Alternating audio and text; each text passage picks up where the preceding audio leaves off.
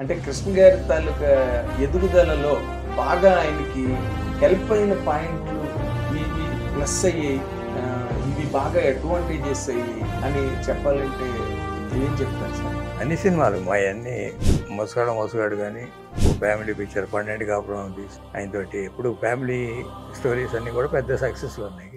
అదే నేను ఇందాక మీరు అడిగిన దానికి ఇక్కడ ఆన్సర్ దొరికింది సార్. నేను అడిగిన దానికి ఏంటి ఆయన ఇన్నాళ్ళు నిలబెట్టాయి అని అంటే పట్టుదల. అయితే ఆడియన్స్కి తనల్ని కొత్తగా చూపించుకోవడానికి మీరు అంతగా టెక్నికల్గా కూడా ఆల్ ద టెక్నికల్ డెవలప్మెంట్స్ మీతోనే వచ్చాయి సార్. సౌండ్ సిస్టంలో కూడా డిటిఎస్ కానీ స్టీరియోఫోనిక్ సౌండ్ కానీ లేకపోతే 24 ట్రాక్ సిస్టమ్ కానీ ఇవన్నీ 70mm స్టీరియోఫోనిక్ సౌండ్ అన్నీ కూడా కొత్తదనం తీసుకొచ్చింది. తర్వాత డిజిటల్ కెమెరాలను తీసుకొచ్చింది నేనైతే. తర్వాత కృష్ణ గారు తెలుగు వీరులు ఎవరా 300 cinema closure of his career, అంటే ఆఖరి వరకు ఆయన యాక్ట్ చేస్తూనే ఉన్నారు కానీ బట్ ఆ పేస్లో కృష్ణ గారి కెరీర్ని చూసిన మీకేమనిపిస్తుంది సార్? అంటే మనం ఇంకా పెద్ద సినిమాలు చేయగలమా కృష్ణ గారితో, లేకపోతే ఇది నెక్స్ట్ దీన్ని బ్యాట్ని ఎవరు క్యారీ చేస్తారు? ఏముంది ఆయనకి వరుసలు వచ్చారు కదా, రమేష్ బాబు మహేష్ వచ్చారు. ఆయన అంటే ఏజ్ కూడా ఉంటుంది కదా, ఒక ఏజ్ వచ్చినాక మహేష్ బాబు మళ్ళీ హీరోగా ఇంట్రడ్యూస్ అయ్యి రాజ్కుమార్ వైజయంతి మూవీస్ రాఘవేంద్ర గారు అశ్విని కాంబినేషన్ అవి వచ్చే వరకు మధ్యలో ఒక పీరియడ్, ఆ టైంలోని అసలు పద్మాలయ యాక్టివిటీ అన్నది మీరు ఏ విధంగా ప్లాన్ చేద్దాం అనుకున్నారు? చేశారా, చెయ్యలేదా? నేను కదా టెలివిజన్ షిఫ్ట్ అయ్యాను. టెలివిజన్ గ్రాఫిక్స్ అవన్నీ ఆయన అప్పుడు ఎన్టీ రామారావు గారు కేవీ రెడ్డి గారి దగ్గర ఆ పట్టులన్నీ నేర్చుకున్నారు అవన్నీ అని చెప్తారు. కృష్ణ గారికి ఎవరండి ఇన్స్పిరేషన్ డైరెక్టర్గా? సుబ్బారావు, ధోని గారి దగ్గర ఎడిటింగ్. సుబ్బారావు కూడా ఎడిటర్ ఆయన కూడా.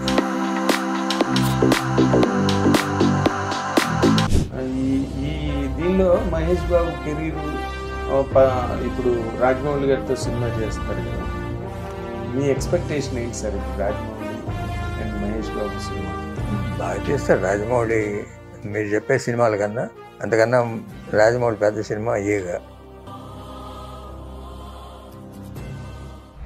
తర్వాత మొన్న రేవంత్ రెడ్డి గారు చాలా సీరియస్గా టికెట్ రేట్లు గట్ట పెంచడానికి, నా హయాంలో ఎట్టి పరిస్థితుల్లోనే కుదరదు, ఇంకా టికెట్ రేట్లు పెంచడానికి లేదని బాగా ఇచ్చింది.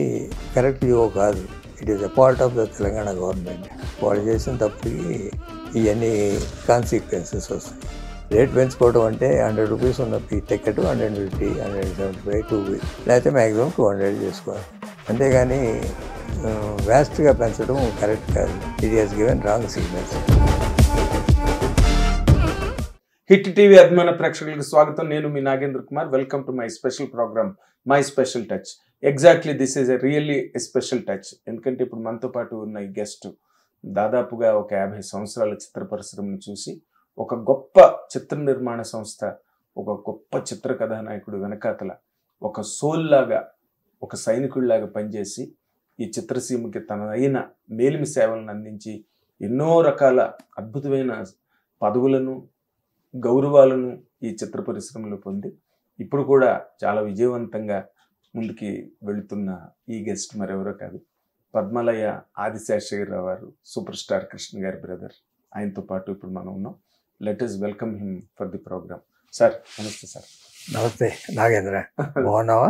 బాగున్నాను సార్, బాగున్నాను. అంటే మిమ్మల్ని చూస్తే ఎప్పుడెప్పుడు ఈ జ్ఞాపకాలు అన్నీ, అసలు మద్రాస్ రోజులు, అక్కడి నుంచి హైదరాబాద్ మీరు రావడం, పద్మాలయ స్టూడియో నిర్మించడం, ఇవన్నీ ఈ ప్రయాణంలో మీకు నిజంగా అంటే మనసుకి బాగా హత్తుకున్న సంఘటనలు అని అంటే ఏం చెప్తారు సార్? కొన్ని సంఘటనలు అంటే తొలి రోజుల్లో మేము చేసిన సినిమాలు చాలా ఉన్నాయి. మోసగాడు కానీ, 12 కాపురం కానీ, దేవుడు చేసిన మనుషులు కానీ, అల్లూరి సీతారామరాజు కానీ, పాడి పంటలు కానీ, ఇలా ఒకదాని మీద ఒకటి. ఆ చిత్ర నిర్మాణం టైంలో చాలా స్పీడ్గా చేశారు కదండి అప్పుడు. స్పీడ్గా చేయటం, మంచి సినిమాలు చేయటం. ఉమ్, స్పీడ్ ఒకటే అంటే 30 రోజులు 40 రోజులు అనేది తర్వాత పెడితే హై టెక్నికల్ వాల్యూస్తో తీయటం. ఉమ్. అంటే స్పీడ్ గా in the sense cinema speed గా తీయడం కాదు, ఒక ప్రొడక్షన్ తాలూకా పేస్ ని ఎక్కడ డ్రాప్ అవ్వకుండా సినిమా తర్వాత సినిమా, సినిమా తర్వాత సినిమా చేసుకుంటూ వెళ్ళారు. అదే డిఫరెంట్ జోనర్స్లో. డిఫరెంట్ మెయిన్ ఒకటి ఏదో యాక్షన్ పిక్చరు, లేకపోతే ఒక ఫ్యామిలీ పిక్చరు, లేకపోతే ఒక హిస్టారికల్, లేకపోతే ఒక మల్టీ స్టారర్, లేకపోతే ఒక విలేజ్ వాతావరణంలో, ఇట్లా డిఫరెంట్ జోనర్స్లో కృష్ణ గారి అభివృద్ధికి ఏమేం కావాలో వాటిని సమకూర్చడం పద్మాలయ సంస్థ స్థాపించడం కానీ, నిర్మాణ రంగంలో చేసిన ప్రయాణం కానీ, ఆయన ఒక స్టేజ్ ఒక పిక్చర్తో ఒక మెట్టెక్కడం. అప్పట్లో రామారావు, నాగేశ్వరరావు పెద్ద స్టార్స్గా ఉండేవారు. వాళ్ళతో పోటీగా చిత్ర నిర్మాణం, చిత్రాలు రావాలి. ఆ లెవెల్కి మేము తీసిన తర్వాతే ఆయనతోటి బయట వాళ్ళు కొంచెం పెద్ద సినిమాలు తీయటం మొదలెట్టారు. ఓహో, మీరు ముందు ప్రూవ్ చేసిన తర్వాత. ఓకే, అంటే ఆయనకి తొలి రోజుల్లో అంటే ఏడాదికి 18 సినిమాలు 20 సినిమాలు చేసిన రోజులు కూడా ఉన్నాయి కదా. ఉన్నాయి అని ఆయన ఫస్ట్ పిక్చరే కలర్ సినిమా, ఆదు సుబ్బారావు డైరెక్షన్, మనుషులు. అట్లానే డూండి గారు అప్పటికే పెద్ద నిర్మాత. అవునండి. గూఢచారి 116 తీశారు. దాంతో స్టార్డమ్ వచ్చింది. స్టార్డమ్ వచ్చినా అందరూ చిన్న పిక్చర్లు బ్లాక్ అండ్ వైట్లో తీసేవాళ్ళు, కానీ రామారావు నాగేశ్వరరావు లెవెల్లో తీసే చిత్రాలు తక్కువ ఉన్నాయి అప్పట్లో. ఓకే, సో అప్పుడు మీరు దాన్ని ఐస్ బ్రేక్ చేయడానికి మోసగాడు, పన్నెండు కాపురం, దేవుడు చేసిన మనుషులు, అంటే పద్మాలయ పిక్చర్ వస్తుందంటే మిగతా సినిమాలు కూడా తప్పుకునేవాడు. భయపెట్టారు అనమాట ఇండస్ట్రీ.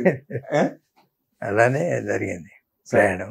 ఓకే, అంటే కృష్ణ గారి తాలూకా ఎదుగుదలలో బాగా ఆయనకి హెల్ప్ అయిన పాయింట్లు ఇవి ప్లస్ అయ్యాయి, ఇవి బాగా అడ్వాంటేజెస్ అయ్యాయి అని చెప్పాలంటే ఏం చెప్తారు సార్?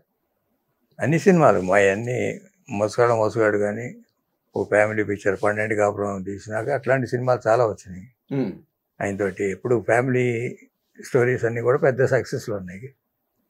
మాస్ పిక్చర్లతో పాటు ఫ్యామిలీ ఆడియన్స్ని అట్రాక్ట్ చేసిన సినిమాలు చాలా వచ్చినాయి.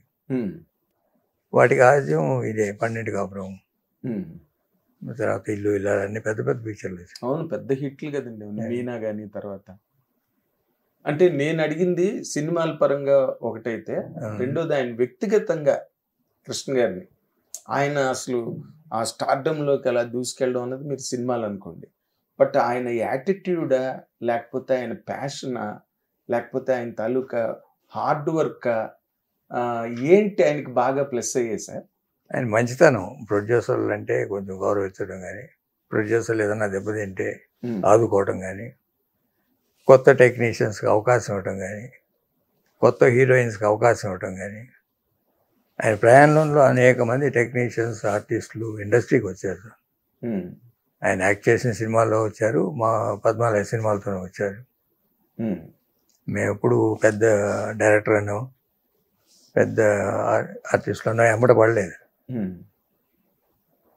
మా సినిమాలన్నీ చూస్తే స్టార్ డైరెక్టర్స్ ఎవరు ఉండరు. అవును, ఆ సినిమాలతో వాళ్ళు స్టార్ డైరెక్టర్లు అయ్యారు, అంతకుముందు వాళ్ళకి ఏమి స్టార్డమ్ లేదు. అది ఆ రోజుల్లో మీరు బ్యాలెన్స్ చేయగలిగారా సార్? ఎందుకంటే రామారావు, నాగేశ్వరరావు చేసే సినిమాలకి పెద్ద డైరెక్టర్లు పనిచేయడం, ఎస్టాబ్లిష్డ్ డైరెక్టర్లు పనిచేయడం, మీరేమో అందరూ కొత్త వాళ్ళు కానీ లేదో అలా ఇలా ఉన్న వాళ్ళని పెట్టి చేశారు. అది మీకు ఆ రోజుల్లో ఎట్లా సాధ్యమైంది సార్ నిజంగా? అంటే యూనిట్ ప్రోడక్ట్స్ మా అన్నీ కూడా వన్ మ్యాన్ షో కాదు. కథలో కానీ, షూటింగ్ జరిగేటప్పుడు కానీ, ఎడిటింగ్ జరిగేటప్పుడు కానీ, పబ్లిసిటీ క్యాంపెయిన్లో కానీ అన్నిటికీ కొంచెం కొత్త వరవడికి వెళ్ళాం. దానివల్లే సక్సెస్ వచ్చింది. ఓకే, అయితే ఒక సినిమా స్కోప్ తేవాలన్నా, ఓ 70mm తేవాలన్నా, ఓ స్టీరియోఫోనిక్ సౌండ్ తేవాలన్నా, సౌండ్ ఎఫెక్ట్స్లో కానీ, కెమెరాలో బ్యాక్ లైట్ ఫోటోగ్రఫీ స్వామి తీసుకొచ్చేటప్పుడు, విఎస్ఆర్ స్వామి. ఆ తర్వాతే వచ్చినాయి. అయితే బ్యాక్ లైట్ ఫోటోగ్రఫీ అనేది. Black light. అంతకుముందు ఫోటోగ్రఫీ స్ట్రైట్ ఫోటోగ్రఫీ తప్ప బ్యాక్ లైట్ లేదు. తర్వాత పద్మాలయ సంస్థ హిందీకి వెళ్తాం, హిందీలో అనేక పెద్ద పెద్ద హిందీ సినిమాలు తీసాం. అవునండి. అంటే ఇప్పుడు ఈ ఇన్ జనరల్గా ఆయన రావడం, ఒక యంగ్ హీరోగా రావడం, తర్వాత అప్పటికే అసలు చాలా పెద్ద స్థాయికి వెళ్ళిపోయిన ఒక పక్కన రామారావు నాగేశ్వరరావు ఉంటుండగా కృష్ణ గారు అనే ఒక పెద్ద ప్రవాహంలాగా ఇండస్ట్రీలోకి వచ్చి, అంటే ఆయన రావడం మామూలుగా చాలా చాలా దీనిగా, అంటే వెరీ హంబుల్ బిగినింగ్ అయింది బేసిక్గా, వెరీ హంబుల్ బిగినింగ్. కానీ బట్ ఆయన తాలూకా ప్రతి స్టెప్పు, ప్రతి టర్ను సినిమా ఇండస్ట్రీని ఒక కుదిపిందండి. అది నార్మల్గా అది ఎవరి ప్లానింగు? కృష్ణ గారి మైండ్లో పుట్టినవేనా అవి, లేకపోతే మీరు బ్రదర్స్గా కూర్చుని ఇలా మేము చెయ్యాలి అని అనుకున్నావా సార్? Combined effort. అంటే ఆయన ఐడియాని కార్యరూపంలో తీసుకురావటం మా పాత్ర ఉంటుంది. ఐడియా ఆయనకే ఉంటాయి, థాట్ అయిందే. అది ఎట్లా అమలుపరచాలి, ఎట్లా ముందుకు తీసుకెళ్ళాలి అనేది కంబైన్డ్ ఎఫర్ట్. ఎగ్జిక్యూషన్ కంప్లీట్గా, దాని ఇంప్లిమెంటేషన్ అవన్నీ మీరు చూసుకున్నారు. బట్ ఇన్ జనరల్ ట్రావెల్లోకి వచ్చేసరికి ఒక టైంలో, అంటే ఒక టైం అని కాదు, ఎక్కడైనా బాగా లో చూసినవన్నీ హై, మీరు ఇప్పుడు చెప్పిన సినిమాలన్నీ, బట్ ఎక్కడైనా లోస్, బాగా డ్రాప్ పాయింట్స్, బాగా డ్రాప్ అయ్యి టైమ్స్ అలాంటివి మీరు చవి చూసారా పద్మాలయ సంస్థగా, లేకపోతే కృష్ణ గారు ఒక సూపర్ హీరోగా? సూపర్ హీరోగా ఆయనకి ఒడిదుడుకులు ఉంటూనే ఉంటాయి. ఒక సినిమా అప్పుడప్పుడు ఫ్లాప్లు వస్తాయి, మళ్ళీ సక్సెస్లు వస్తుంటాయి, అది మామూలు, అది ప్రయాణంలో. అట్లానే పద్మాలయ సంస్థ కూడా మెజారిటీ 75-80% హిట్స్ ఉన్నా కూడా ఎప్పుడైనా సెట్ బ్యాక్స్ ఉంటాయి. సెట్ బ్యాక్స్ అనే లేవని చెప్పడానికి ఎట్లా ఉంటాయి. అది ఎక్కడికి వెళ్ళినా సక్సెస్ రేటే ఎక్కువ ఉంటుంది మాకు ఎప్పుడు కూడా. అవునండి. పద్మాలయ హిస్టరీ చూసుకుంటే 80% అంతా కూడా సక్సెస్ రేట్. బట్ ఆ 20% కూడా నార్మల్గా ఒక దేవదాస్ సినిమా కానీ, దేవదాస్ పద్మాలయ సినిమా కాదు, కృష్ణ గారు అదే ఇందాక నేను అన్నది అదే, కృష్ణ గారు హీరోగా ఆయన కెరీర్ కానీ, పద్మాలయ ప్రొడక్షన్ పాయింట్ ఆఫ్ వ్యూలో కానీ. అట్లనే ఆయన పిక్చర్లు కొన్ని అనుకున్న ఎక్స్పెక్టెడ్ ఫ్లాప్లు అయ్యి చాలా ఉంటాయి. అవన్నీ మేజర్గా సీతారామరాజు హిట్ తర్వాత జనరల్గా ఆయన చూడటానికి ఆ కళతోటి వేరే సినిమాలు చూడలేకపోయారు, ఒక 5-6 సినిమాలు. దాంట్లోనే చీకటి వెలుగులు, దేవదాసు ఇట్లాంటివి ఉన్నాయి ఒక 5-6. తర్వాత మళ్ళీ మా పాడి పంటలు వచ్చినాక అది తగ్గిపోయింది. ఆ టైంని మీరు ఇప్పుడు మీరు చెప్పే ప్రతి మాట, అంటే ఈ రోజున నిర్మాతలు అవనండి, లేకపోతే సినిమా పరిశ్రమకి కొత్తగా వచ్చిన వాళ్ళు కానివ్వండి, ఒక టెక్స్ట్ బుక్ లాగా ఆ రోజు వాళ్ళు అలా హ్యాండిల్ చేశారనమాట, లేకపోతే అలా ఫేస్ చేసినా కూడా మళ్ళీ రైజ్ అయ్యారనమాట అనే ఒక యాంగిల్ ఆఫ్ అండర్స్టాండింగ్ కోసం నేను అడుగుతున్నాను సార్.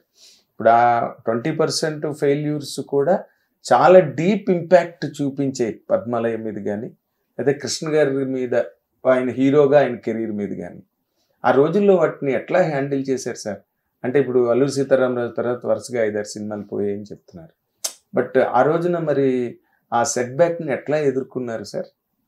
సెట్ బ్యాక్ అదే, అవన్నీ ఎక్స్పెక్టెడ్ సినిమాలే, చిన్న సినిమాలు కావు, పెద్ద సినిమాలే. దేవుడు లాంటి మనిషిని, మన చీకటి వెలుగులు, పెద్ద డైరెక్టర్లు, పెద్ద డైరెక్టర్లు, పెద్ద నిర్మాణ సంస్థలు బాగా తీశారు కూడా. అవునండి. It is part of the game. ఆయన కృష్ణ గారు ఎప్పుడు ఓ సినిమా పోయిందని ఎప్పుడు కృంగిపోయాడు.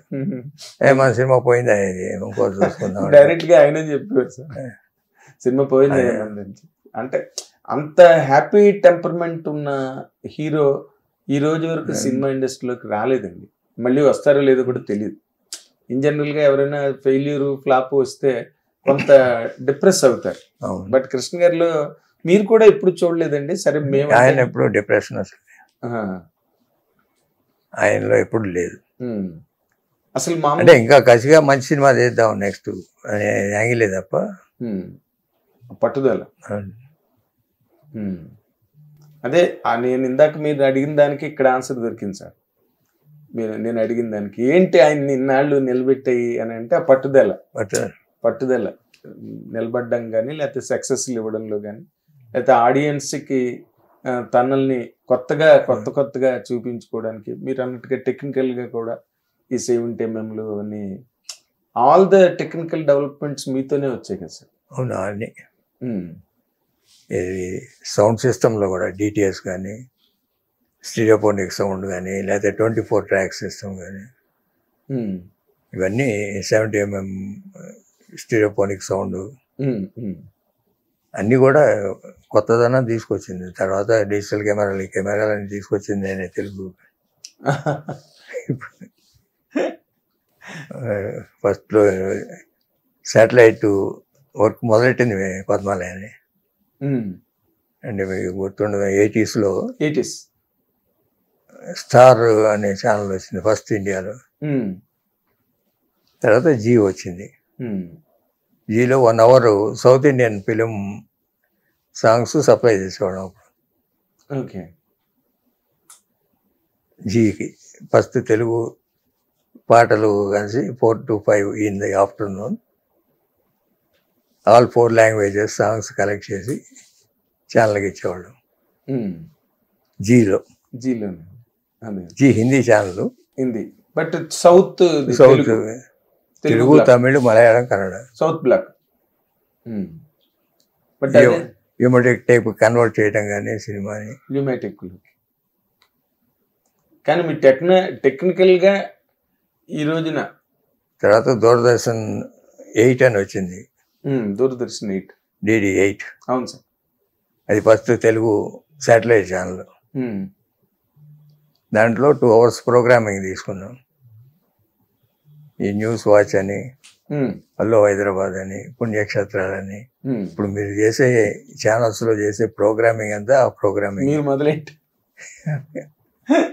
2 years రామచంద్రమూర్తి వీళ్ళంతా చేసేవాడు. అవునండి, రామచంద్రమూర్తి.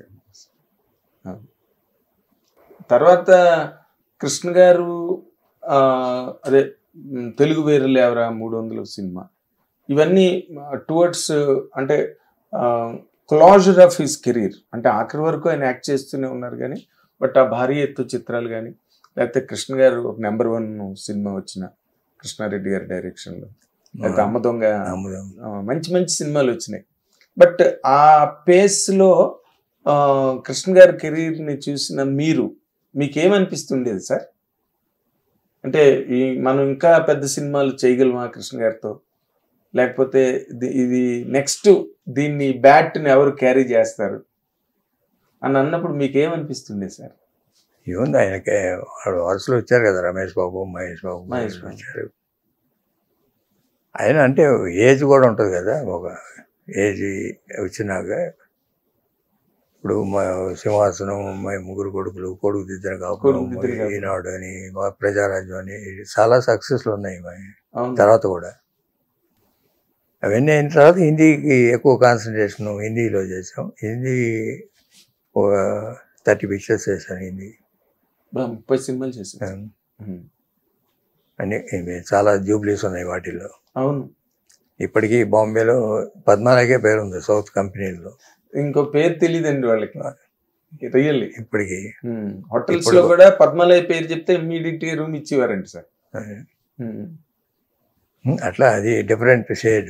తర్వాత మేము టెలివిజన్ వచ్చాము. టెలివిజన్ సాఫ్ట్వేర్ చాలా చేసాం. గ్రాఫిక్స్ చేసాము, విజువల్ ఎఫెక్ట్స్. ఇది హాలీవుడ్ సినిమాలకి వర్క్ ఇక్కడ చేసాము హైదరాబాద్లో. లార్డ్ ఆఫ్ ద రింగ్స్ ఇట్లాంటి వాటి అన్నిటికీ. ఓ, లార్డ్ ఆఫ్ ద రింగ్స్ అవన్నీ మీరు చేసిన సార్? ఓకే. అంటే అసలు మీరు చెప్పిన వాటిలో తెలుగు సినిమాలు, 12 కాపురం, అల్లూరి సీతారామరాజు, పాడి పంటలు ఇవన్నీ పక్కన పెడితే అసలు ఈ స్ప్రెడ్ ఉంది చూసారా? అవును. ఈ టెక్నికల్ స్ప్రెడ్ తర్వాత న్యూ ఏజ్ లోకి వస్తున్నప్పుడు ఇన్ని ప్లాట్ఫామ్స్ క్రియేట్ చేయడం, వీటిలోకి పద్మాలయ వెళ్ళడం అన్నది కంటిన్యూ అవ్వలేదు కదండి? ఎక్కడో మధ్యలో బ్రేక్ వచ్చింది. కంటిన్యూ అవ్వలేదు. కంటిన్యూ నేను 10-15 yearsగా యాక్టివ్ లేను. ఎందుకు లేరు సార్?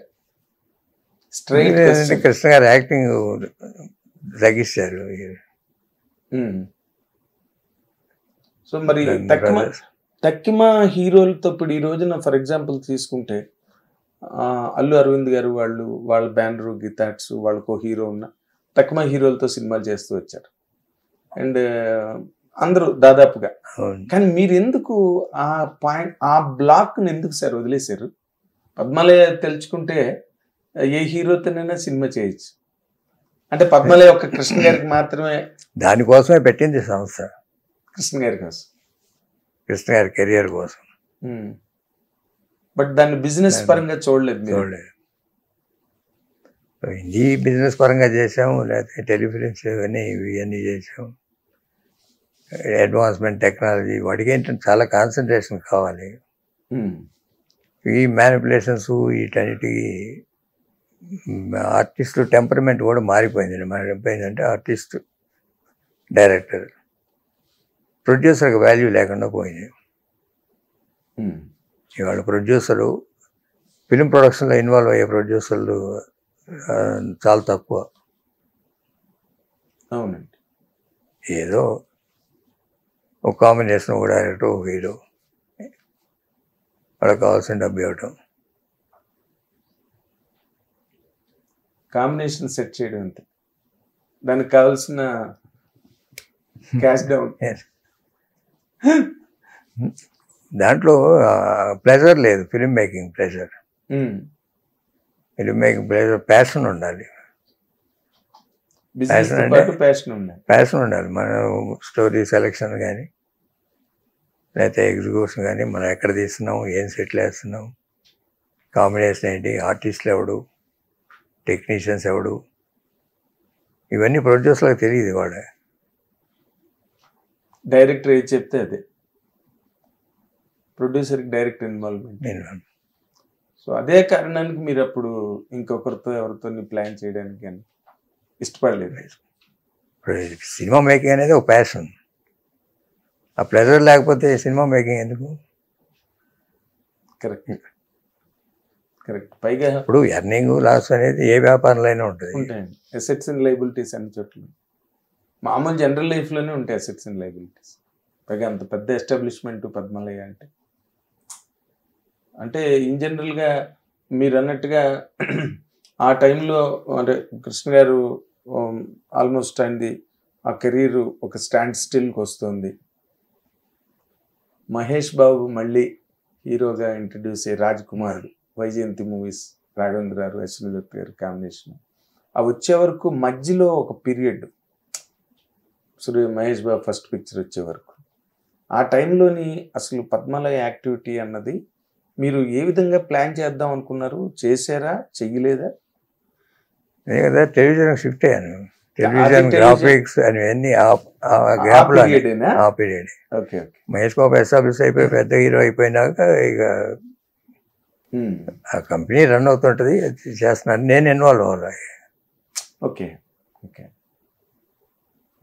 ఇప్పటికీ హిందీలో సీరియల్స్ అవి చేస్తూనే ఉంటాను. అవునా? ఓకే. అది రన్ అవుతూనే హిందీలో. ఓ, ఇది న్యూస్ అండి. అంటే ఇప్పుడు అదే కృష్ణ గారు ఆయన మంచి యాక్టివ్గా ఉన్నప్పుడు బోల్డ్ టెక్నాలజీ తెచ్చారు. ఆయన కెరీర్ ఆగిన తర్వాత కూడా మళ్ళీ ఆయన కారణంగానే కొత్త టెక్నాలజీ వచ్చింది. మొత్తానికి ఏదైనా కృష్ణ గారు అన్నది ఒక ఏదో అవతార పురుషుడిలాగా ఆయన he has a reason to be born, అవన్నీ ఫుల్ఫిల్ చేశారు ఇండస్ట్రీకి.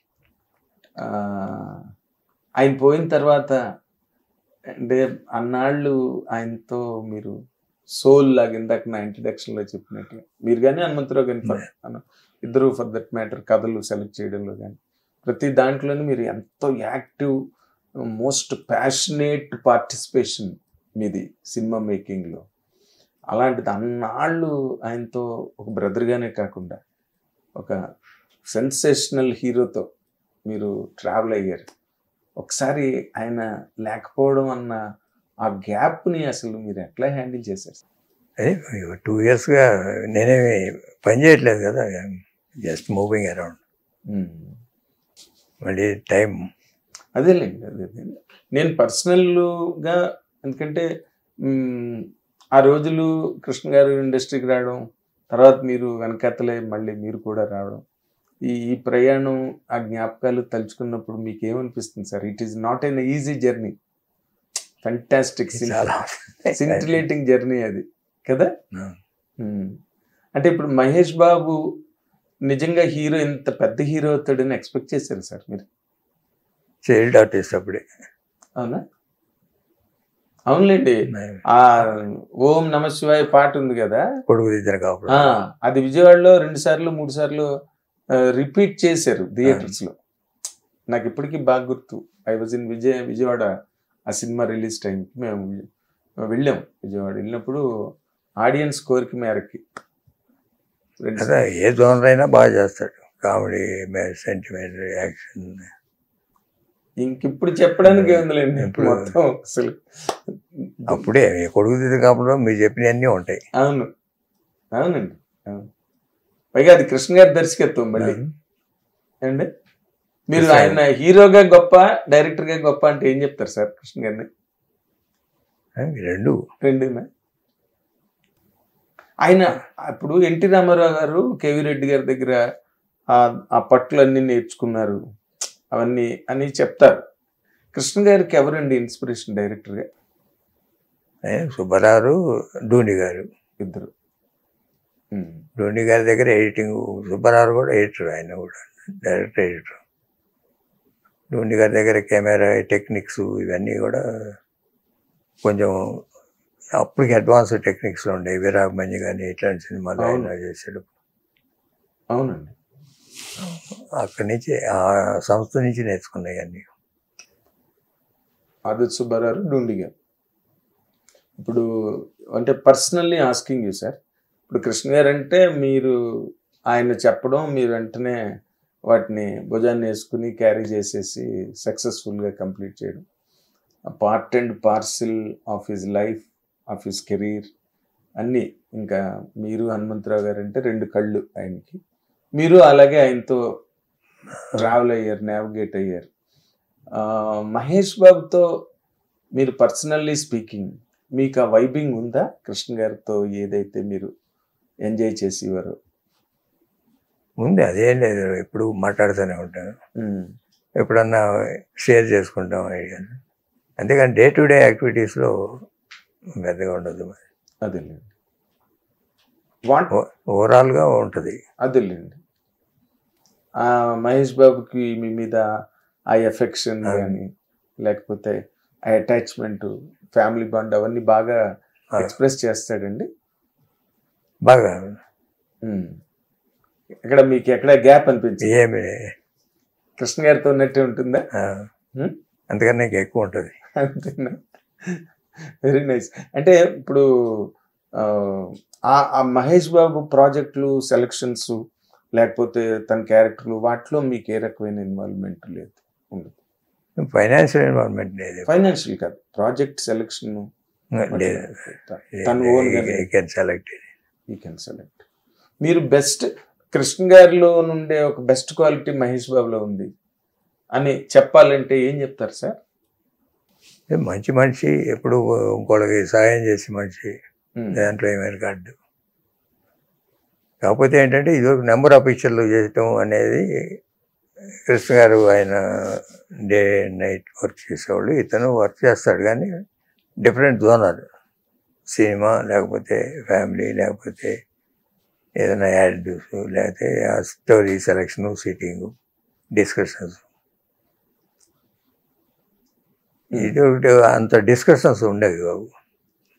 ఒకసారి ఒక ప్రాజెక్ట్ ఒప్పుకున్నాక డైరెక్టర్, ప్రొడ్యూసర్ ఏం చెప్తే అది చేసేయటం వెళ్ళిపోవడం. మహేష్ బాబు, కృష్ణ గారు. ఇప్పుడు వీళ్ళు ఇప్పుడు ఉన్న జనరేషన్ ఏంటంటే వాళ్ళకి అన్నిట్లో పర్ఫెక్షన్ రావాలి అనే దాని మీద వర్క్ చేస్తుంటారు. ఓకే. ఇప్పుడు నార్మల్గా కృష్ణ గారి కెరీర్ని కనుక మీరు ఒక్కసారి రీక్యాపిట్యులేట్ వెనకాతలకి తిరిగి చూసుకుంటే, ఇలా చేస్తుంటే బాగుండేది, లేకపోతే ఇక్కడ ఈ పొరపాటు జరిగింది, ఈ విధంగా మనం చేస్తుంటే ఇంకా బాగుండేది అని అనిపించిన చిన్న చిన్న పాయింట్లు ఏమైనా మీకు ఉన్నాయా సార్ మనసులో? లేకపోతే నెవర్ హ్యాడ్ ఎనీ? ఏమి లేవు. జనరల్గా ఆయన ఏంటంటే హీరోగా మనకి అంటే ఏజ్ సహకరించకపోవడం కానీ స్టార్డమ్ తగ్గిందని కానీ ఫీల్ అయినప్పుడు ప్యారల్ రోజు చేద్దామని డెసిషన్ తీసుకొని వారసుడు లాంటి సినిమా చేశాడు. అవును.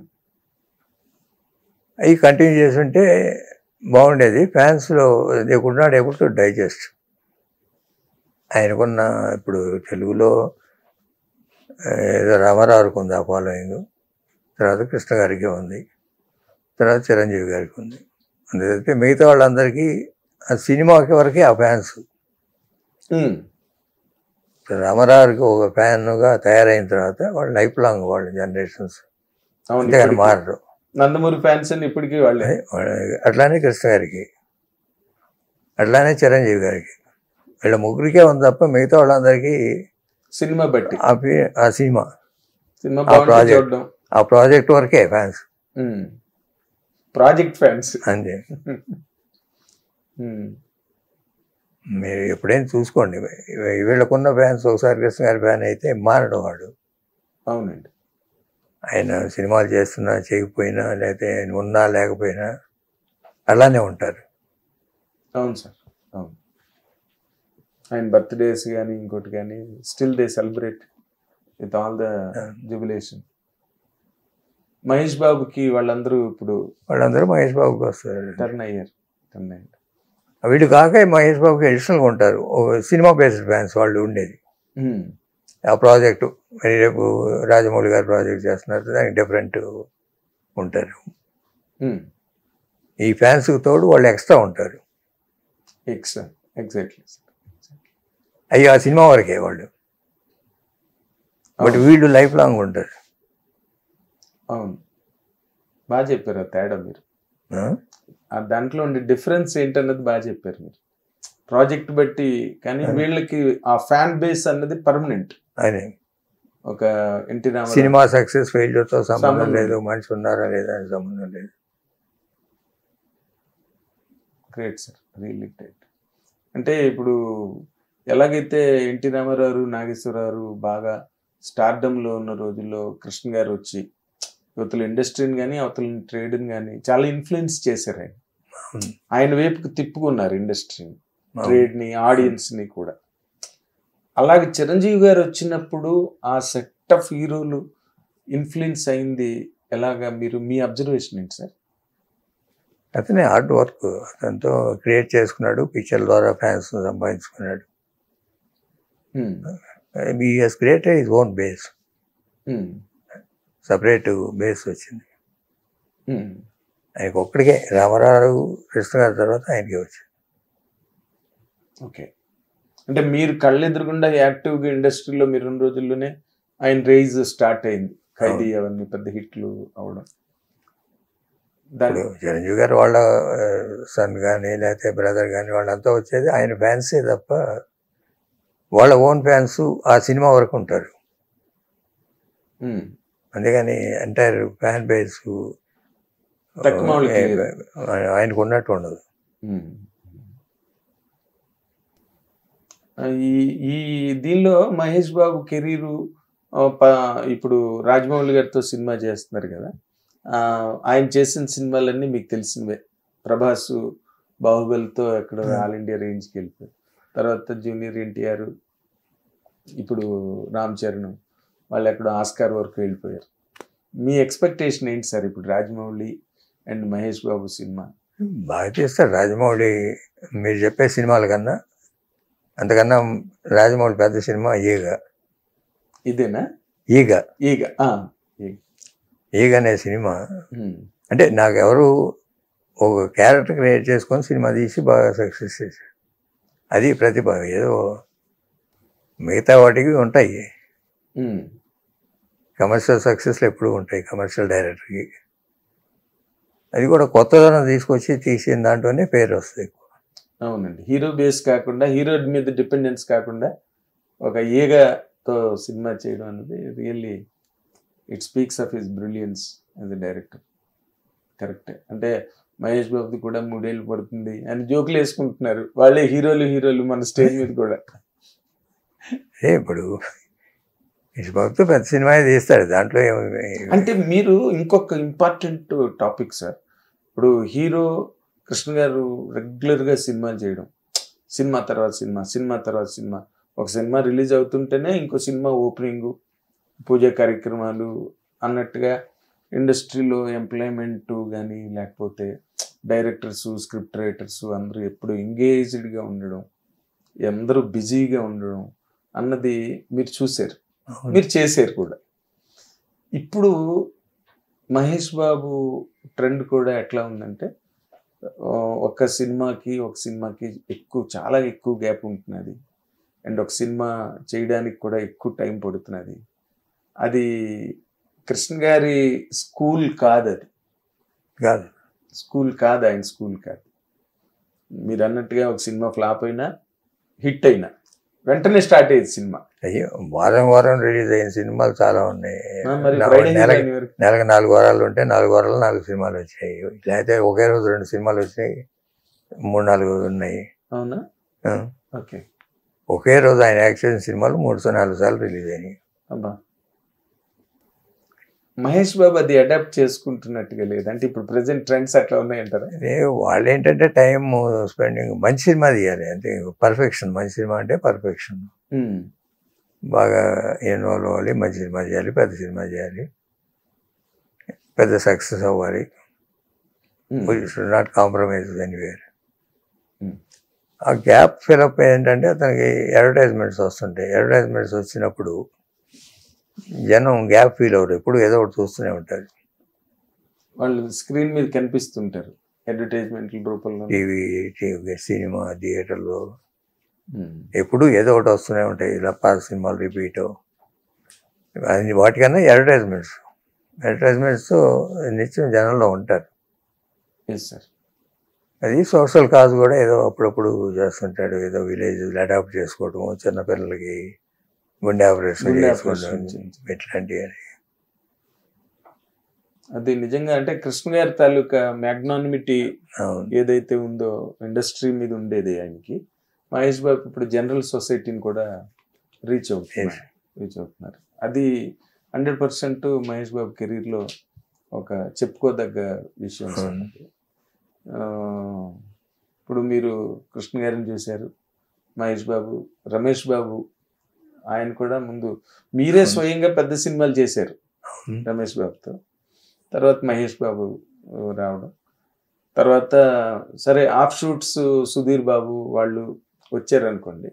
బట్ నెక్స్ట్ జనరేషన్ గురించి మీరు కనుక ఆలోచించగలిగి, ఎలాగైతే మహేష్ బాబు చిన్నప్పుడే చూసినప్పుడే ఎస్ యూ విల్ హిట్ అని మీకు ఫీలింగ్ వచ్చినట్టుగా ఇప్పుడు నెక్స్ట్ జనరేషన్లో మీకు ఎవరున్నారు సార్? పద్మాలయ నుంచి వచ్చే ఒక రైజ్ అయ్యే టైడ్. రమేష్ బాబు కొడుకు జయకృష్ణ బాగా వెల్ ట్రైన్డ్. అవునా? ఓకే. ఈ సంవత్సరం సినిమా మొదలవుద్ది. ఈ సంవత్సరం. Good sir. ఓకే. సో అబ్బాయికి కూడా మీరు గొప్ప కెరీర్ని ఎక్స్పెక్ట్ చేస్తున్నారా సార్? డెఫినెట్గా. Is well trained. న్యూయార్క్లో ఫిల్మ్ ఇన్స్టిట్యూట్లో చేశాడు. మామూలుగా ఫైట్స్ కానీ, డ్యాన్సెస్ కానీ, యాక్టింగ్ పెర్ఫార్మెన్స్ చాలా హై వోల్టేజ్లో ఉన్నాడు. అవునా? We're expecting bright career. అంటే నెక్స్ట్ మీకు రమేష్ బాబు గారు అబ్బాయి జయకృష్ణ కనిపిస్తున్నాడు. అవును. లైమ్ లైట్లోకి వచ్చే మరొక టైడ్ పద్మాలయ నుంచి. ఏం సార్? పద్మాలయ గోసాన్ కృష్ణ గారి పేరు పైన పెడితే మనిషి అవుతాడు.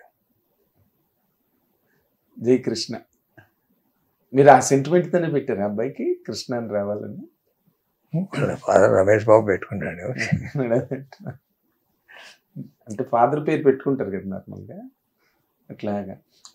అంటే ఇప్పుడు జయకృష్ణ అనే అబ్బాయి ఇంకా ఈ ఏడాది ఇంట్రడ్యూస్ అవుతాడని చెప్తున్నారు. మహేష్ బాబు డాటర్ సితార్ ఉంది కదా, అమ్మాయి కూడా చాలా యాక్టివ్గా ఉంటుందండి. అంటే మీకు అమ్మాయిని చూస్తే ప్రొడ్యూసర్ అవుతుందనా, లేకపోతే what can be her career అనిపిస్తుంది సార్? అమ్మాయి ఇష్టం. ఇది స్టిల్ యంగ్ కదా, ఓన్లీ 12 years. అవును, 12-13 years ఏజ్. అవును. She can choose. వాళ్ళ children they can choose their career. Yes, they can choose their field of interest. వాళ్ళు ఏం చూస్ చేసుకున్నా వాడికి సపోర్ట్ చేయటం. అదేలేండి. మహేష్ బాబు కూడా చాలా లిబరల్ గా ఉండే పర్సన్ కదా. So you may not object. రేపు తను ఏం చూస్ చేసుకున్నా హీ మే వెల్కమ్. అదే మహేష్ బాబు గౌతమ్ ఉన్నాడు. గౌతమ్ కూడా may come with in 3-4 years తర్వాత. What he will choose we don't know. But ఇంత పెద్ద ఎస్టాబ్లిష్మెంట్ నుంచి వచ్చిన వాళ్ళు మళ్ళీ ఇంకో ఫీల్డ్లోకి వెళ్ళడం అన్నది జరుగుతుందా సార్? అది చెప్పలేము. ఎందుకంటే ఇప్పుడు మా అబ్బాయి ఉన్నాడు, ప్రొడ్యూస్ చేస్తే సినిమా ఇండస్ట్రీకి వస్తామంటే రానన్నాడు. అంటూ కన్స్ట్రక్షన్ లైన్. అవును, అదే ఇంజనీరింగ్ గ్రాడ్యుయేషన్ చేశాడు, లండన్ వెళ్ళి చదువుకున్నాడు. ఏం చేసినా ఇందులోకి వస్తాను, ఇండస్ట్రీకి వచ్చే ఉద్దేశం లేదన్నాడు. వచ్చినా ఏం చేస్తాను, స్టేట్ బిజినెస్కి వెళ్ళిపోయాడు. అదేలేండి. ఇప్పుడు అక్కినేని వెంకట్ గారి అబ్బాయి ఆదిత్య కూడా అడిగితే నాకు వద్దు సినిమా ఇండస్ట్రీ అన్నాడంటే ఆయన ఏదో కెమికల్ ఇండస్ట్రీ గట్టి చూసుకుంటున్నాడు. బట్ సినిమా వాళ్ళందరితో బాగా తిరుగుతాడు. వాళ్ళందరూ ఫ్రెండ్స్ వాడికి. ఓకే. మామూలుగా అతను రామ్ గోపి కానీ, లేకపోతే మైత్రి నవీన్ కానీ, అనిల్ శంకర్ కానీ, వీళ్ళంతా, అవునండి, కళ్యాణ్ రామ్ కానీ, జూనియర్ ఎన్టీఆర్ కానీ అందరూ ఫ్రెండ్సే వాడికి ఇండస్ట్రీలో. మీ అబ్బాయికి అదే. బట్ సినిమా మటుకు రానన్నారు, ప్రొడ్యూసింగ్ కానీ సినిమా లైన్. కారణం ఏమిటి? ఇంట్రెస్ట్ లేకపోవడం సార్? వాళ్ళు బడే బాధలు చూశాను కదా వద్దన్నారు. సినిమా కష్టాలు, ప్రొడ్యూసర్ల కష్టాలు, సినిమా కష్టాలు. అదేలేండి. ఇప్పుడు నార్మల్గా మీరు ఆ రోజుల్లో మనకి తెలుగు సినిమా ఇండస్ట్రీ అంటే విజయవాడే మనకు మెయిన్ హబ్ ఇన్ జనరల్గా. ఏదైనా సినిమా రిలీజ్ అవగానే మన్నాడు సక్సెస్ మీట్కి విజయవాడ వెళ్ళిపోయారు. హైదరాబాద్ రావడం అన్నది ఎప్పుడో ఏనుగు రేగింపులు. విజయవాడ చెన్నై. హైదరాబాద్తో ఏ రకంగానూ నాగేశ్వరరావు ఇప్పటికి వచ్చి స్టూడియో కట్టినప్పటికీ, సారథి ఉన్నప్పటికీ ఎప్పుడో వచ్చి చుట్టపు చూపుగా వెళ్ళిపోవడం తప్పితే సినిమా ఇండస్ట్రీ అన్నది హైదరాబాద్లో అంత గట్టిగా పాదుకోలేదండి. ఇప్పుడు బాగా ఎస్టాబ్లిష్ అయిపోయింది ఇక్కడ ఇండస్ట్రీ. గ్లోబల్ సెంటర్ లాగా అయిపోయింది సినిమా హైదరాబాద్లో. అసలు రామోజీ ఫిల్మ్ సిటీ కానీ అసలు పద్మాలయ అన్నది కట్టాలి, పద్మాలయ స్టూడియో అన్నది ఎస్టాబ్లిష్ చేయాలన్న ఆలోచన ఎందుకు వచ్చింది సార్ మీకు ఆ రోజున? ఎందుకంటే nothing was there at the time. మెడ్రాస్లో ఉండేది ఫిల్మ్ ఇండస్ట్రీ టోటల్. మేమే జనరల్గా బెజవాడలో స్టూడియో కడదామని ఇప్పుడు ప్లాన్ చేసాం ఫస్ట్లో. బెజవాడలో 76, 77. గవర్నమెంట్ కూడా 3-4 సైట్స్ చూసాం. కృష్ణా రివర్ రోడ్డునే పెట్టమని 20 ఎకరాలు అలాట్ చేశారు గవర్నమెంట్. మాలాడని ఇప్పుడు మణిపాల్ హాస్పిటల్ ఉంది తెలుసా మీకు? మణిపాల్ హాస్పిటల్ ఎదురుగా రివర్కి కరగట్టుగా మధ్యలో. అన్నీ అయిపోయిన తర్వాత వాళ్ళు అక్కడ ఉన్న ఫ్యామిలీకి ఒకళ్ళకి ఉద్యోగం అన్నారు. స్టూవర్ట్పురం సెటిల్మెంట్ ఉంటుంది ఇక్కడ. అప్పుడే డిస్కషన్లో ఉండి చేద్దామని ఫైనలైజ్ చేద్దాం అనుకుంటుంటే వీళ్ళంతా హైదరాబాద్ నుంచి మెడ్రాస్ వచ్చి మేమంతా ఇక్కడ అన్నపూర్ణ స్టూడియో ఇవన్నీ సార్ది ఇక్కడ ఉంది, మళ్ళీ ఇటు అటు లాగితే డిస్టర్బ్ అయిపోద్ది అని కొంచెం మమ్మల్ని కన్విన్స్ చేసి అటు చేసి తీసుకొచ్చి ఇక్కడ పెట్టారు. ఎవరు కన్విన్స్ చేశారు మిమ్మల్ని? ఫిల్మ్ ఇండస్ట్రీలో పెద్దలంతా. ఇప్పుడు రామారావుకి ఎల్వి ప్రసాద్ గారికి అక్కడ వనస్థలిపురంలో సైట్ ఇచ్చారు స్టూడియోలు కట్టడానికి. ఓకే. అన్నపూర్ణ కట్టినాక ఇక్కడ వాళ్ళు అక్కడ కడదామంటే మళ్ళీ అంతా ఇటు సైడ్ ఉంటే అటు సైడ్ ఇక్కడ డిస్ట్రాక్ట్ అవుతుందని తర్వాత మమ్మల్ని అందరినీ తీసుకొచ్చి హైదరాబాద్ ఇక్కడికి తీసుకొచ్చి సెలెక్ట్ చేయమని ఈ సైట్స్ అన్ని సెలెక్ట్ చేసినాక ఫిల్మ్ నగర్ హౌసింగ్ సొసైటీ అని ఇక్కడ మెడ్రాస్ మా ఆఫీస్లో పుట్టిందే ఫిలిం నగర్ హౌసింగ్ సొసైటీ. ఓ ఫిలిం నగర్ అనే నామకరణం. మీ ఆఫీస్లో ఏం జరిగింది? ఓకే. సరే ఇక హౌసింగ్ అంతా ఇక్కడికి వస్తున్నారు అనే ఉద్దేశంతో భవనం వెంకటరావు వచ్చి మా ఆఫీస్లో కూర్చొని, ఆయన సీఎంగా ఉన్నాడు అప్పుడు, అన్నయ్యని కన్విన్స్ చేసి తీసుకొచ్చి ఇక్కడ పడేసాడు. అలా వచ్చి పడ్డాం. ఓకే. సో బెజవాడ ఐడియా అక్కడ డ్రాప్ అయిపోయింది ఆ రోజున. అవును. తర్వాత వచ్చిన చీఫ్ మినిస్టర్లు కానీ అంటే ఇక్కడ రాయితీలు ఇవ్వడం, లేకపోతే పర్సంటేజ్ ఆస్పెక్ట్లో కూడా హైదరాబాదు అంటే ఆంధ్రాలో తీసిన సినిమాలు అప్పుడు చెన్నై కదా షూటింగ్లన్నీ కూడా దాదాపు. అదే చెన్నారెడ్డి గారు వచ్చిన ఇన్సెంటివ్ ఇక్కడ 8% ట్యాక్సేషన్ అని, అయితే పెద్ద పిక్చర్లు అయితే 15-16% అని, అవుట్ సైడ్ ది స్టేట్ అయితే 24% అని. ఇట్లా ఉండేటప్పటికి ఇండస్ట్రీ షిఫ్ట్ కావాల్సిన పరిస్థితి వచ్చేసింది. హౌసింగ్ సైట్స్ ఇచ్చాము, స్టూడియోస్కి ఇచ్చాము, రాయల్టీ ఇచ్చాము. అది మన స్టేటు మన వద్ద. అక్కడ ఏంటంటే ఎంత చేసినా జనరల్గా ఒక పోలీస్ స్టేషన్కి వెళ్ళినా, ఒక ఎంఆర్ఓ ఆఫీస్కి వెళ్ళినా మనం పెద్ద గౌరవించరు అక్కడ చెన్నైలో. ఇక్కడ అట్లా ఉండదు. ఆ డిఫరెన్స్ కనిపించింది. ఇక్కడ ఓన్ చేసుకున్నాడు, మన స్టేట్కి మనం రావాలి అని ఒక ఉద్యమం లాగా వచ్చి ఇక్కడ డెవలప్ చేయడం జరిగింది.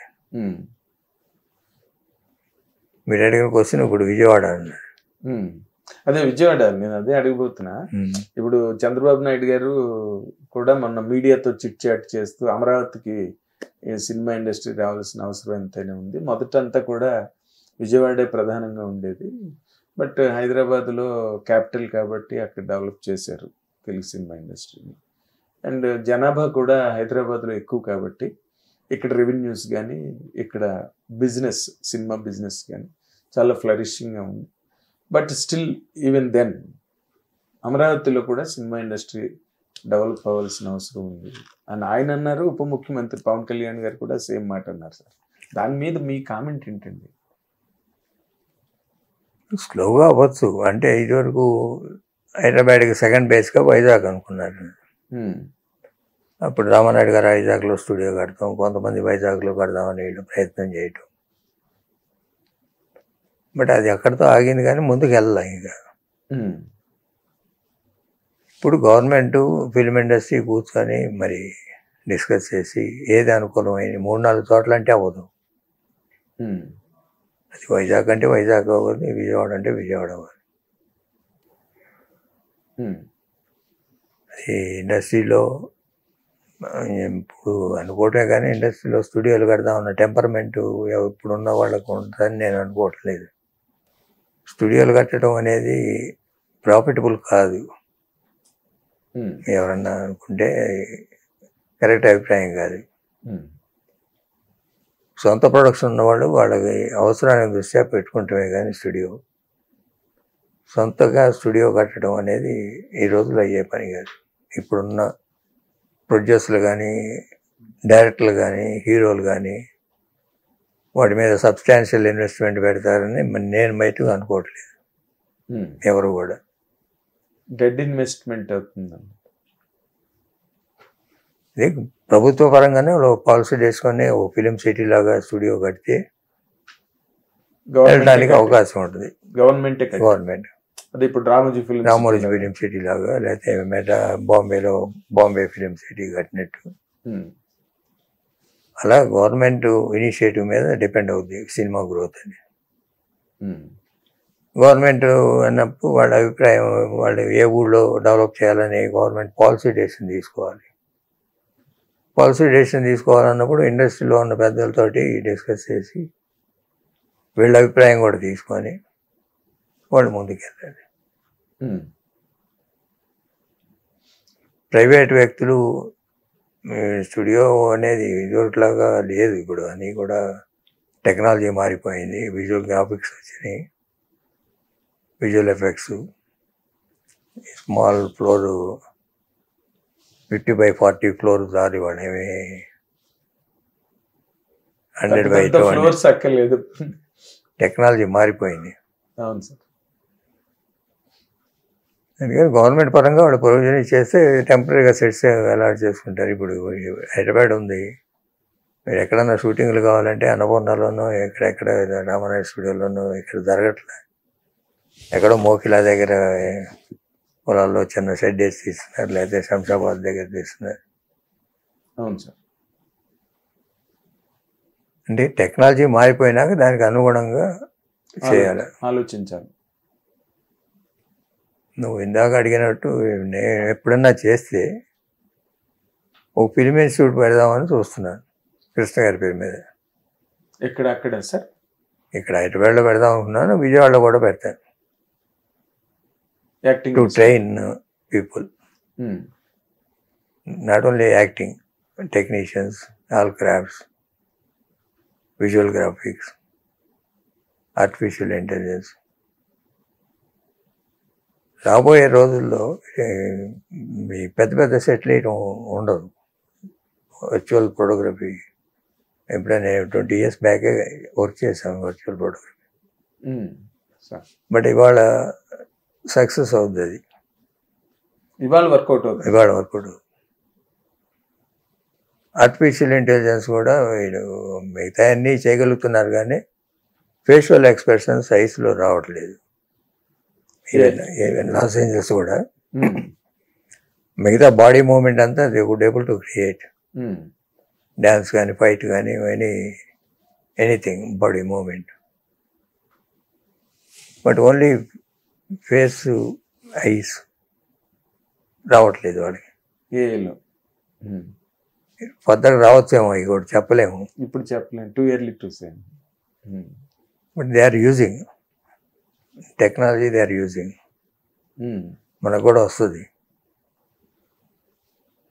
డబ్బింగ్ మటుకు బాగా వచ్చేసింది వాళ్ళు, మామూలుగా ఇంగ్లీష్ డబ్బింగ్ చేసినాక through artificial intelligence they will dub in all languages, same voice. అవును. అట్లానే మనిషి కూడా క్రియేషన్ చాలా వరకు చేశారు, except face and ice expression. Human expression is different, artificial intelligence is different. But ఇది కూడా చేస్తాము అని చెప్తున్నాను. నేను 2 years బ్యాక్ లాస్ ఏంజల్స్ వచ్చినప్పుడు స్టడీ చేసి వచ్చాను ఇవన్నీ. బట్ చేయొచ్చేమో నా 2 yearsలో, లేకపోయినా it will dominate media line. Dominate చేస్తుంది. అదే ఈ సిచ్యువేషన్లో స్టూడియోల నిర్మాణం కానీ లేకపోతే ఇవన్నీ ఏపీకి సంబంధించినంత వరకు కొంచెం వైట్ ఎలిఫెంట్ వ్యవహారం ఇప్పుడు ఎవరు చేయలేరు అండి. From last 10-15-20 yearsగా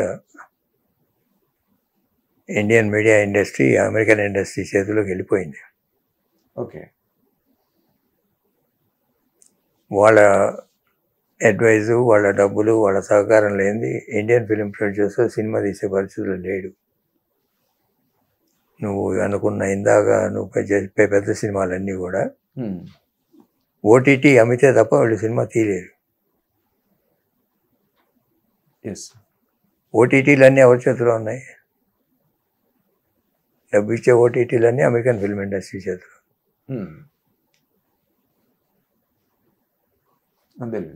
entertainment channels, satellite rights అమ్మాలంటే వాళ్ళ దగ్గర ఉండాలి. అవన్నీ కూడా ప్రాఫిట్ వచ్చే ఛానల్స్ అన్నీ వాళ్ళ చేతిలోనే ఉన్నాయి, ఎనీ లాంగ్వేజ్.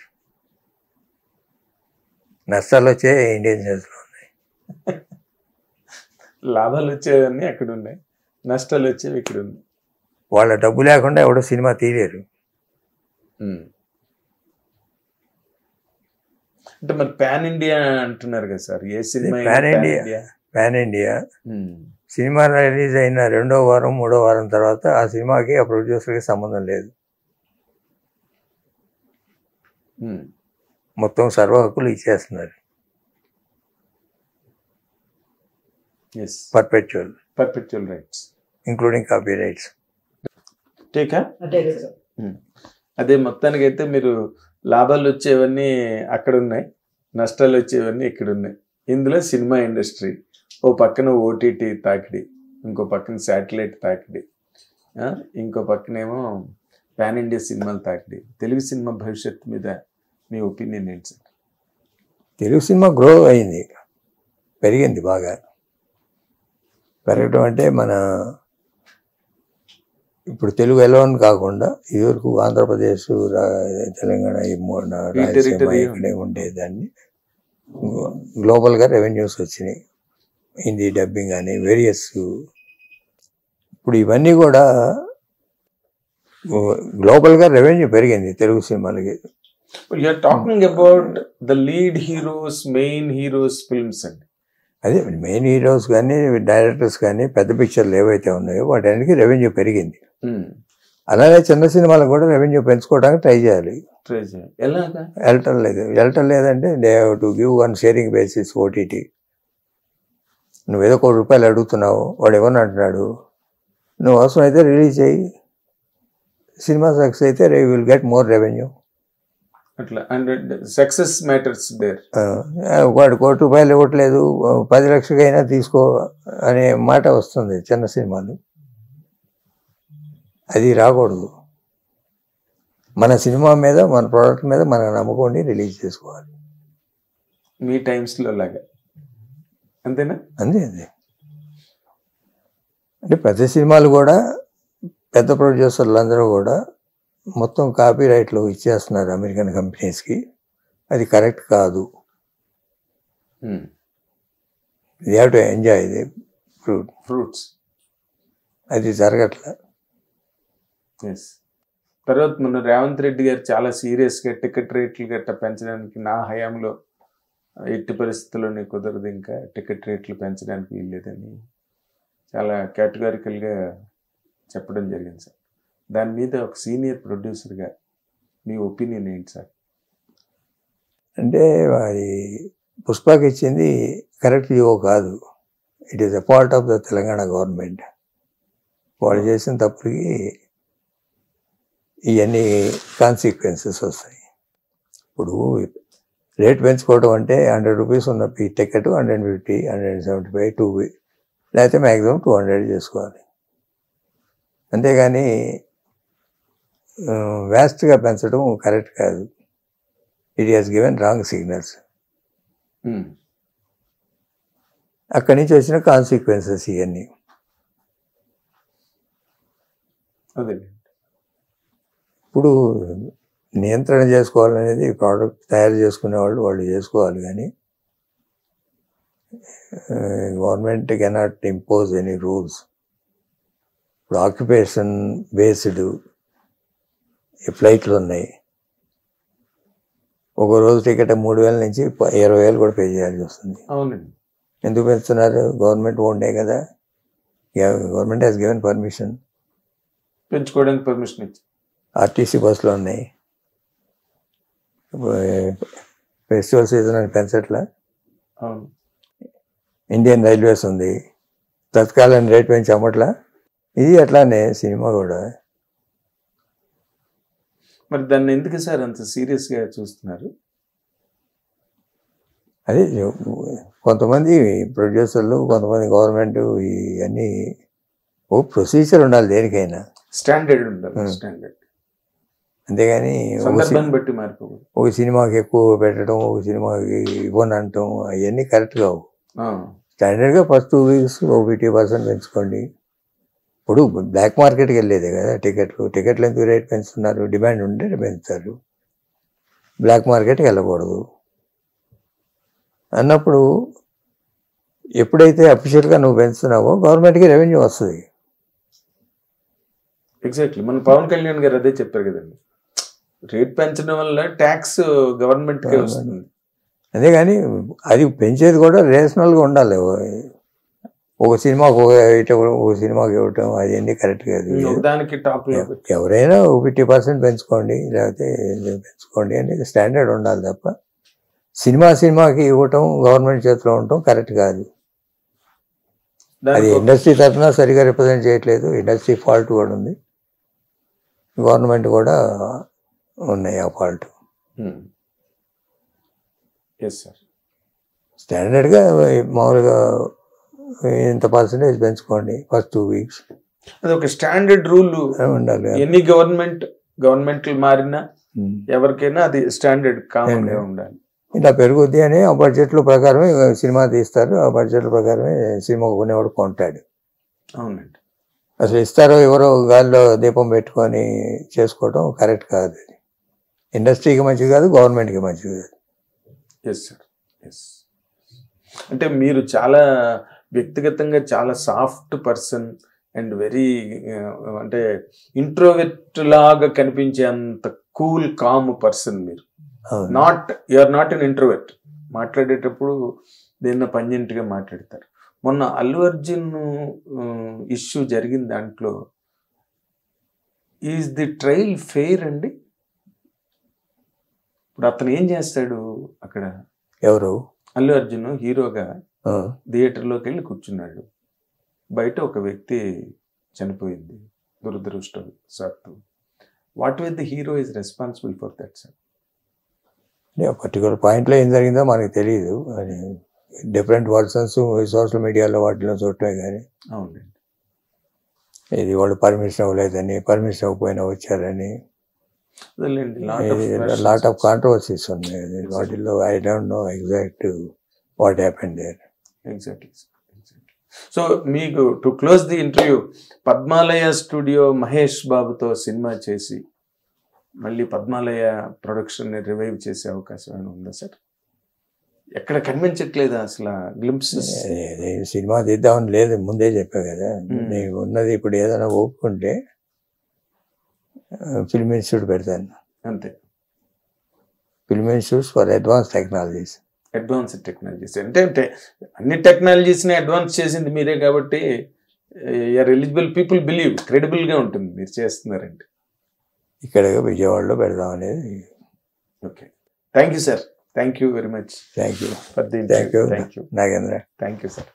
ఇది మా పద్మాలయ శాస్త్రి గారు తాలూకు అనుభవాలు, అభిప్రాయాలు అండ్ రాబోయే రోజుల్లో ఆయన చేయబోతున్న కార్యక్రమాలు. Everything is completely fair and neat and credible. వాళ్ళు ఏం చేసినా అందరూ నమ్మే పనులే చేస్తారు. వాళ్ళు చేసిన పనులన్నీ కూడా ప్రపంచం అంతా నమ్మింది. And this is what his opinion sir. Thank you watching Hit TV app. ఇందులో short news, live news, entertainment shows, movies, digital magazines తో పాటు మీ జిల్లా వార్తలను కూడా ఫ్రీగా చూడొచ్చు. అంతేకాదు కేజీ నుంచి పీజీ వరకు విద్యార్థులకు స్కాలర్షిప్ కూడా అందిస్తున్నాం. ప్రతి వారం 10 మందికి లక్కీ డ్రా ద్వారా ఒక్కొక్కరికి 10,000 రూపాయలు అందిస్తున్నాం. ఇంకెందుకు ఆలస్యం? వెంటనే హిట్ టీవీ యాప్ ని డౌన్లోడ్ చేసుకుని ఫ్రీగా ఎంటర్టైన్మెంట్ పొందండి. Hit TV app. Hit TV app.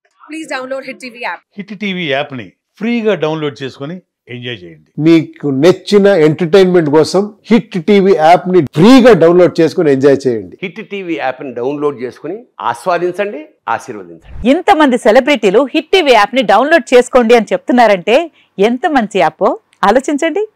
America America America అమెరికాలో చదవాలనుకునే వాళ్ళకి విశ్వసనీయమైన పేరు మన శౌర్య కన్సల్టెన్సీ. UK లో 1 year masters. UK లో 1 year masters. 2 years work permit up to 5 years visa. Contact Saurya Consultancy. Contact 89851 89851.